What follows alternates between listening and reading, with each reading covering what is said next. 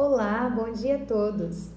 Esse nosso momento é intitulado Entendendo a Comunicação Espiritual com o Livro dos Médiuns e a nossa intenção é, resumidamente, falar sobre essa obra básica que nos traz tantos ensinamentos. Esse vídeo de hoje vai falar sobre o capítulo 29, intitulado Das Reuniões e das Sociedades Espíritas. Eu dividi o capítulo em 2 vídeos, então nesta semana e o próximo, na semana que vem, vou falar desse mesmo capítulo, porque ele era um pouco extenso, então achei que se nós dividíssemos, ficaria um pouquinho melhor explicado. Bom, as reuniões espíritas em geral, elas promovem esclarecimento através da troca de ideias, pelas questões e pelas observações que são apontadas. Só que elas requerem algumas condições especiais para produzirem todos os frutos que são desejáveis. As reuniões espíritas, elas podem ser muito diferentes, então conforme o objetivo de cada uma, elas podem ser classificadas como reuniões frívolas. Nessas reuniões, o único objetivo é o divertimento.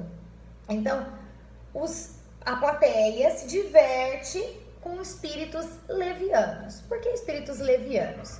Nessas reuniões, geralmente, o objeto, a finalidade é descobrir o futuro da pessoa, ler o futuro de alguém, descobrir o que tem no bolso das pessoas. Esse tipo de atividade se dá em uma reunião leviana, em que não se foca nenhuma instrução espiritual, pelo contrário.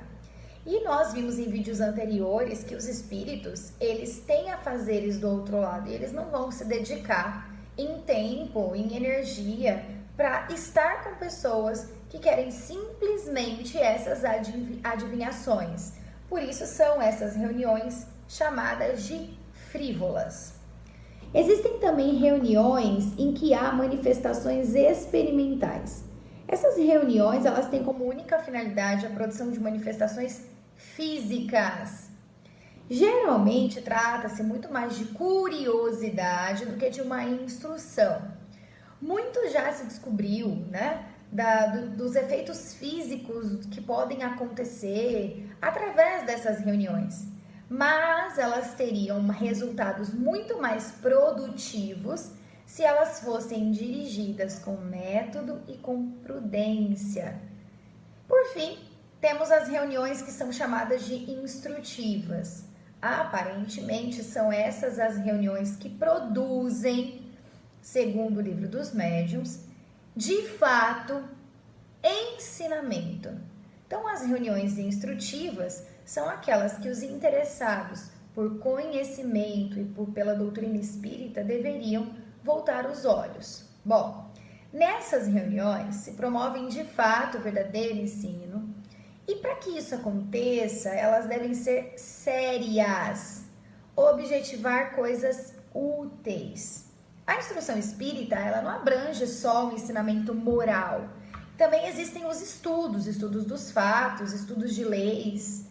Ressaltamos, e os espíritos ressaltam também, que para que isso aconteça, para que uma reunião seja de fato instrutiva, os médiuns também precisam ser sérios e comprometidos. Nós vimos em vídeos anteriores essa necessidade. Nós vimos em vídeos anteriores que muitas vezes um médium pode ser enganado por um espírito que está fingindo que está em uma reunião instrutiva, por exemplo, só para ser bem resumido. Então, quando o médium também é sério, a gente vai ter, de fato, uma reunião que seja instrutiva. E o que o médium deve fazer para ser sério? Vimos em vídeos anteriores também.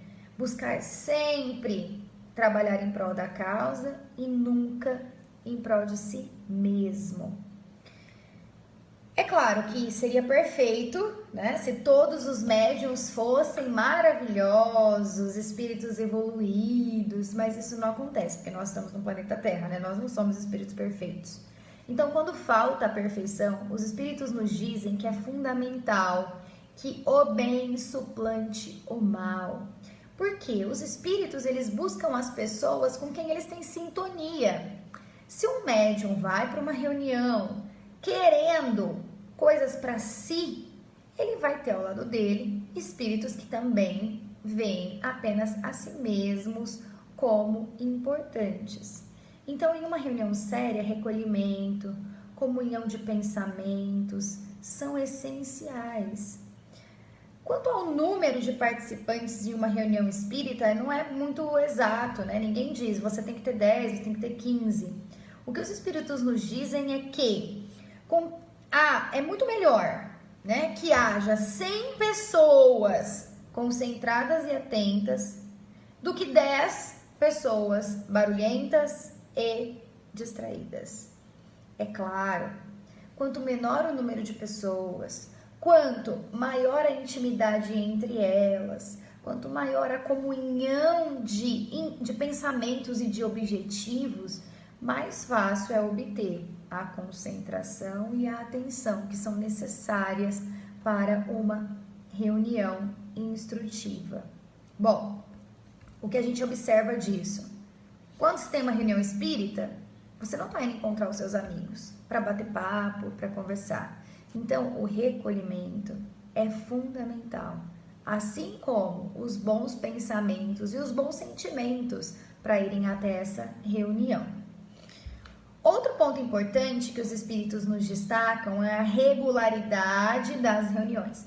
Isso não significa que se uma pessoa está bem intencionada e resolve agora fazer uma reunião instrutiva, que ela não possa acontecer.